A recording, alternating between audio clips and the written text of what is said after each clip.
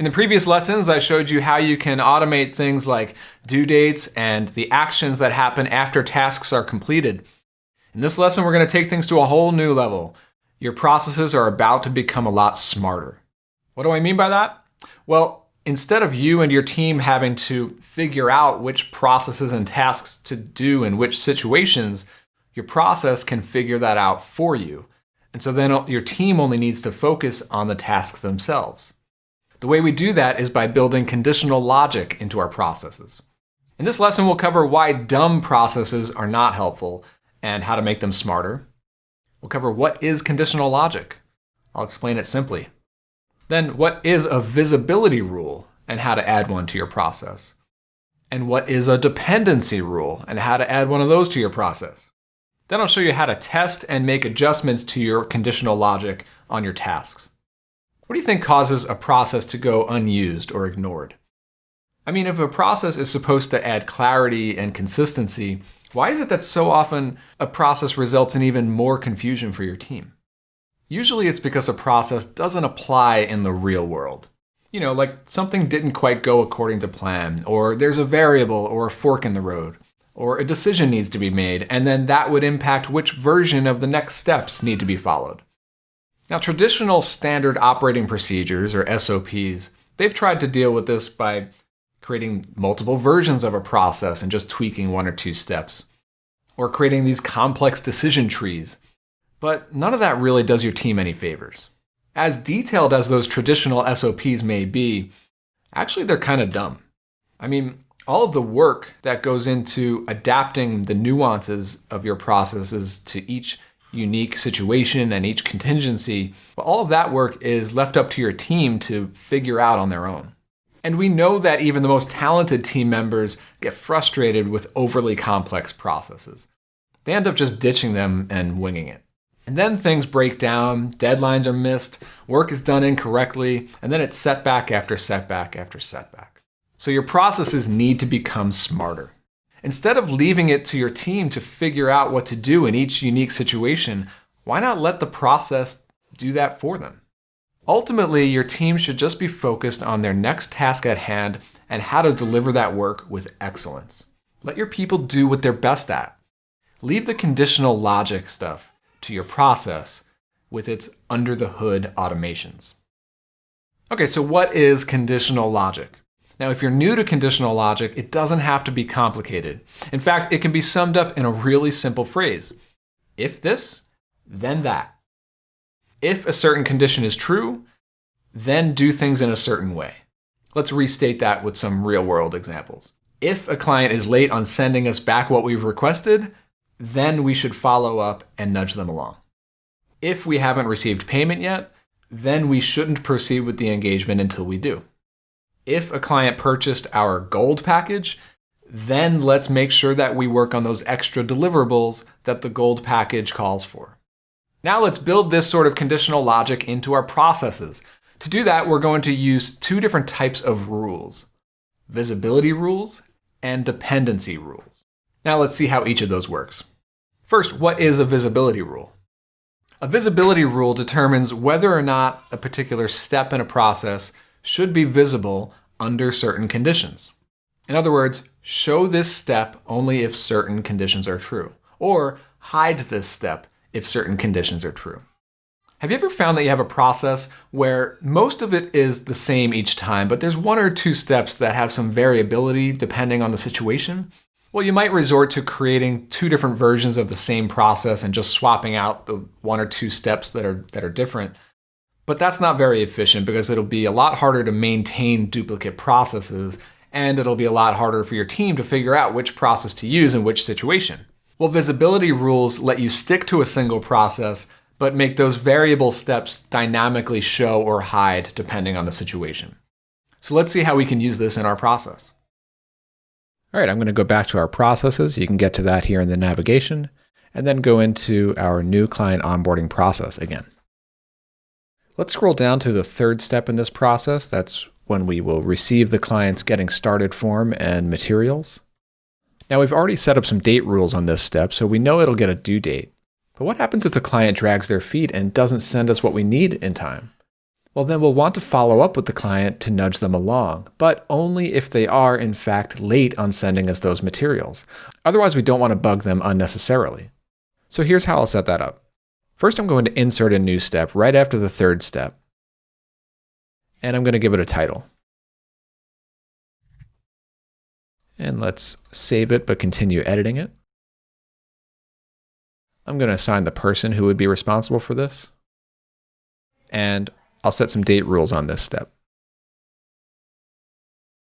Let's make it start 1 day after another task is due. And that task would be receiving the client's getting started form and materials. And we'll add a due date, which is 1 day after this task starts. We'll update that. All right, so now we have this task to make sure that we follow up to get those materials. But most of the time, we won't even need to do this step. We want to hide this step by default and then only show it if this third step becomes past due. So I'm going to go to the automations panel on this step, and we'll look at the visibility tab and add a visibility rule.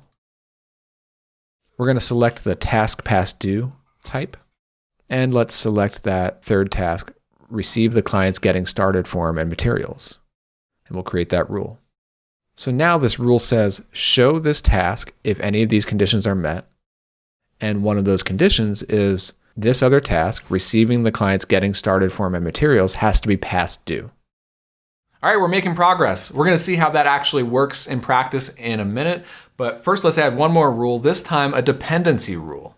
So what is a dependency rule? Well, a dependency rule is much like a visibility rule, except instead of showing or hiding a task, a dependency rule determines whether or not a task should be permitted to be completed based on the current conditions. You'd want to use a dependency rule in situations where you want to be sure that someone wouldn't work on a task prematurely. A common example would be to make sure that a task cannot be completed until a previous task has already been completed. So we've already added the visibility rule to the fourth step in this process. Now let's see where it might make sense to add a dependency rule. Well, if we scroll up to the top of this process, the first step is to confirm the payment and signed contract. And that's a pretty critical step, right? Like, we don't want to proceed with this engagement and proceed into step 2 until we've actually confirmed that we've received the payment and the signed contract. So let's add a dependency rule on this second step. Let's open up that step, and we'll go to the automations panel, and we'll go to the dependencies tab. Now we'll add a dependency rule. And let's select the task completion type. And so we're just going to select the first step as the task that must be completed. And we'll set this to must be completed. Click Create Rule to save that. And so what this rule is saying is that this task can be completed only if any of these conditions are met. And the first condition here says that the task confirm payment and signed contract must be completed. All right, let's put this new smarter process into action. I'm going to go back into the boards and go back into our new client onboarding board, and we'll create another new onboarding project. This time we'll be onboarding our newest client, Burns Industries. We'll create that project, and it will automatically create a task list from this most recent version of our process. And right away, you should see two things that are different. First, if you look at the second task, we can't check this off. If we try to, it'll show us this message that says this task has dependency rules currently preventing it from being completed, because it will not be completed unless we complete this first task first. The other thing you might notice is that that new step that we inserted after the third step is not here. It's not visible. Well, that's because this third step is not yet past due, because that step had a visibility rule that said only show that step if step 3 becomes past due. Now you might be wondering, well, what if we need to make some adjustments on the fly to steps that are hidden? Well, to do that, we can go into Task List Settings and click Show Hidden Tasks. And what that does is it temporarily shows any tasks that are currently hidden. So this fourth task just became visible, And it has this banner across the top that says this task has visibility rules that would cause it to be hidden under the current conditions. But for now, this gives us the ability to go in and make any edits that we want to, including any edits to the visibility rule on this task. Now, once we refresh our browser window, it will revert back to hiding that task. So we're not going to make any more adjustments on that for now. Let's just proceed. I'm going to go ahead and complete this first task. And as you can see, this second task is now enabled and able to be completed because we've already completed that first task and that dependency rules condition has been met. Now I'm going to go to the third step and just simulate what it would be like if this became past due. So I'm going to change this due date to be a day that's before today. So now you can see that step 3 is past due. This date is in red. And now step 4 became visible because step 3 is now past due. And that's how a smart process adapts to the current conditions on a real project. So do you see the power of conditional logic to make your processes more adaptable to each individual project and situation? There's a lot more you can do with conditional logic, and I recommend you play around with it, but don't go crazy. I really recommend that you only add simple rules gradually over time as you uncover a new need to build into your processes. Now you've seen a lot of what can happen inside of ProcessKit. Now how do we get ProcessKit to talk to your other tools? How can we get your other tools to talk to ProcessKit? Zapier, of course. We'll use your Zapier account to make ProcessKit the central source of truth for your operation while making sure all of your other tools remain connected and in sync.